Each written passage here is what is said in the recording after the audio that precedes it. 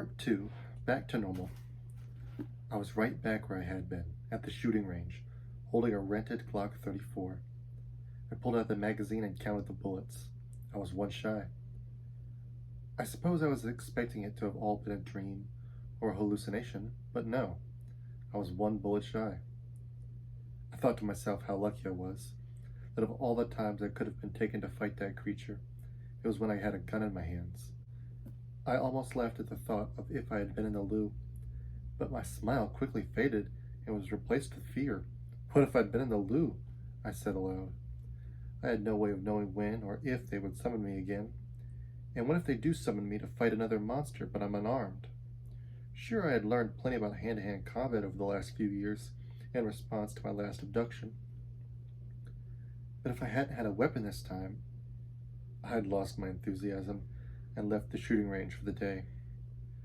Arriving at home, a small flat, but home nonetheless, I walked into my room, past a stack of dirty clothes, and sat on my bed. I started going over what I definitely knew about them, and then tried coming up with theories to fill in the gaps of what I didn't know. I laid flat on my back and began thinking aloud. They are small creatures resembling birds or fairies. They are intelligent, and they live in a world where they are not at the top of the food chain. I thought for a moment about what else I had seen. They have magic or some kind of science so advanced that the difference is inconsequential. Except for their weapons, I said, remembering that handball-sized rock that they had launched at me the first time. When I shot that thing, the little blue one that summoned me was amazed. I know that for sure. I then started to consider how I knew that. None of those creatures had ever spoken a word to me. They seemed to be telepathic in some way, communicating their thoughts as desires and emotions rather than full, proper words. The first time they took me, they put in my head a desire to serve a master in some fashion. But never once did they actually speak directly to me. I mulled all of this around in my head for a solid hour before my stomach began to rumble and I decided to make something to eat. My kitchen, like my flat, was small and left much to be desired, but it fit my personality just fine. I like things simple and understandable. I like to be able to analyze something down to its smallest part and know what makes it tick. I walked into my kitchen, pulled out a boiling pot, filled it with water, and put it on the stove. Maybe some ramen and crisps, I said, sticking my head and my arm into my pantry to try and find a packet of ramen. I found one at the very back of the cabinet. Gotcha, I said proudly, and turned around to go back to my stove. There was just one problem. It wasn't there. In fact, neither was my flat for that reason. I was standing in a field of bluish-green grass and a burnt orange sky. Gold and pink clouds floated and danced in the wind, like a graceful ballerina doing a show for the whole world to see. A small, timid chirp came from behind me. I turned, and there, sat atop some kind of railing, there was a tiny nymph. In my head, I began to feel its presence. I felt it push its emotions and feelings into me. Thankfulness, remorse, amazement, and most strongly, sorrow. It was terribly sad about something. Perhaps over what had happened in that building. I didn't know how else to comfort the creature, so I leaned down and stroked its small, feathered head. I began to feel its emotions even stronger as soon as I touched it. "Are you okay?" I asked it.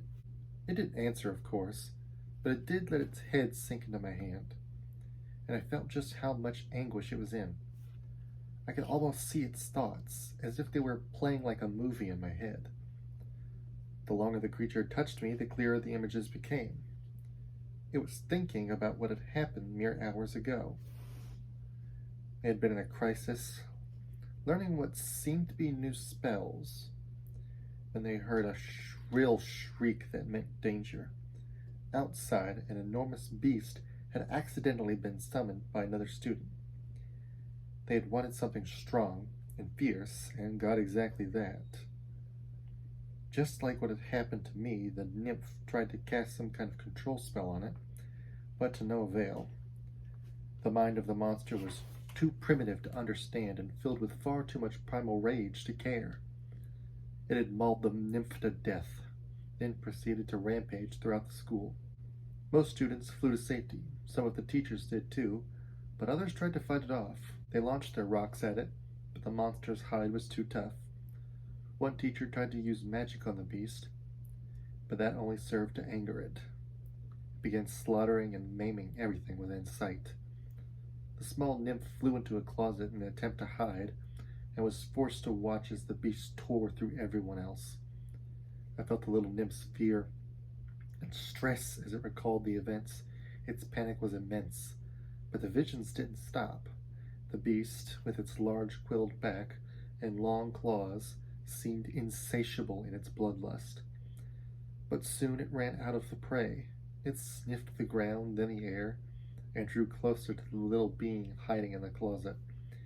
In a panic, the nymph flew out of the closet, over the beast, which took a swat at it with its claws, but narrowly missed.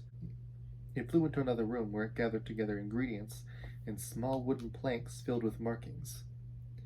I began to understand it now. It had been in contact for several minutes, so I was just now beginning to understand its thoughts. I knew of no spell strong enough to save me if I attacked it, and I knew that if I tried to run, then it would chase me. I had no way to defeat this monster, so I needed one of my own. Its voice was like a faint whisper in my head. No longer was it merely emotions or desires, but actual solid words, however soft they may have been. I can understand you, I said, amazed. It pulled away in what seemed to be shock, or perhaps confusion. You can speak? It said, sounding some mix of terrified and baffled. I feel like I should be the one asking you that question, I said to the small blue creature. I am sorry, the small nymph said. For what? I wondered. I am sorry for trying to make you my familiar. Even after I realized you were an intelligent species, I still attempted to put you under my control. I was young, and my instructor, he told me I should continue with the ritual. I did not want to, but I was afraid to make my objections known. I deeply apologize, the nymph bowed its head in shame. Why summon me in the first place? I asked.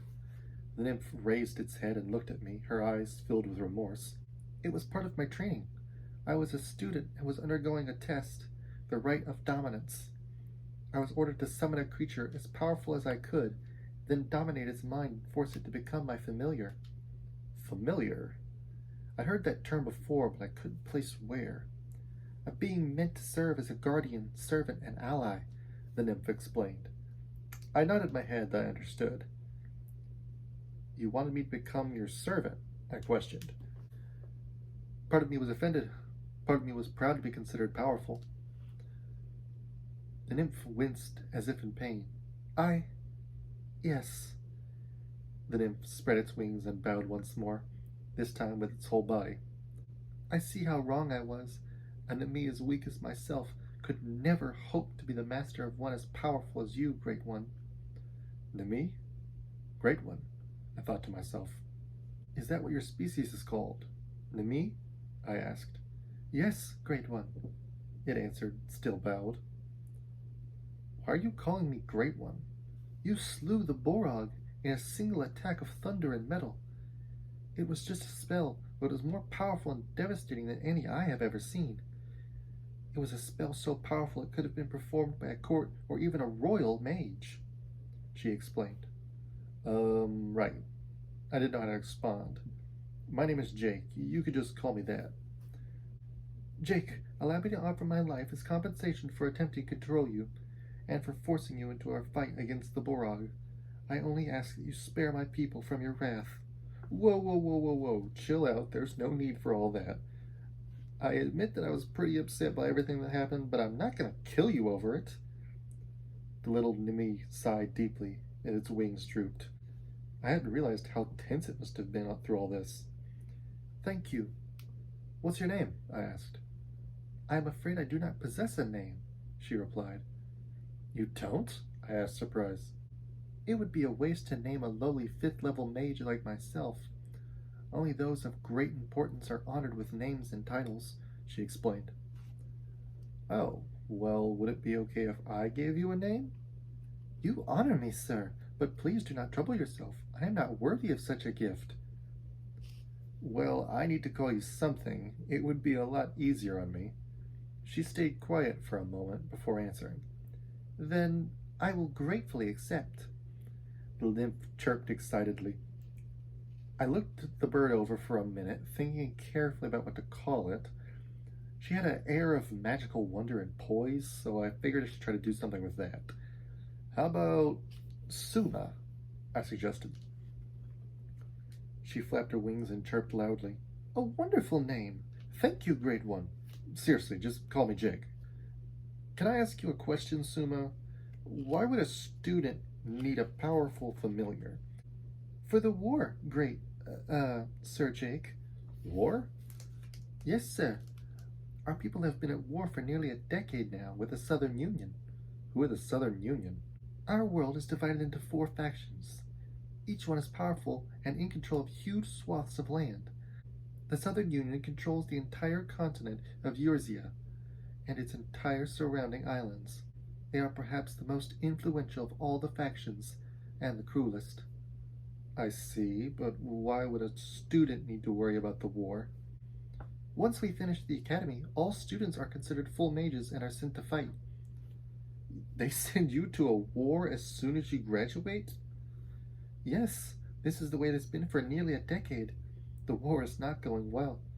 We have been outmatched since it began. So they really need everyone who has the ability to cast our rites and rituals to join the military. But do you want to? What happens if you say no? I volunteered, but there have been instances of people who were under orders to report for duty refusing to. What happened to them? Some were imprisoned, others were made examples of. Killed? I nearly shouted. Suma's feathers ruffled, and she reeled in surprise. What? No. They were publicly announced as cowards and ostracized by their families. That's still not great. No, it is a pitiable existence indeed. Those who refuse to fight against the oppressive Southern Union deserve what they get, though. Refusing to stand against an enemy is the same as helping it rise to power. What makes the Southern Union so bad? Suma shook her head and spoke softly. They have killed or enslaved countless Nemi. Their poor are treated as little more than beasts. Their rich stand on the backs of the innocent and the exploited. Any who speak out against their leadership are publicly executed. They sound pretty bad. Indeed. Our soldiers do what they can to keep them at bay, but their army is strong. Most of the wealth of the nation goes directly to it. We are barely able to hold our own territory. We lost the island of Sengu just last year. I thought for a moment about my life, about these people, and about everything I've done over the last few years after meeting Suma for the first time. I liked what I'd been doing, all my studying and training. I did it all just so that I'd be ready if I was ever taken again. Now that I was here, is there anything I can do to help? And that was chapter 3 of the novel Humans Don't Make Good Familiars by me. You could purchase your copy on Amazon in hardback, paperback, or just electronic. Go check it out. Okay, see you next time.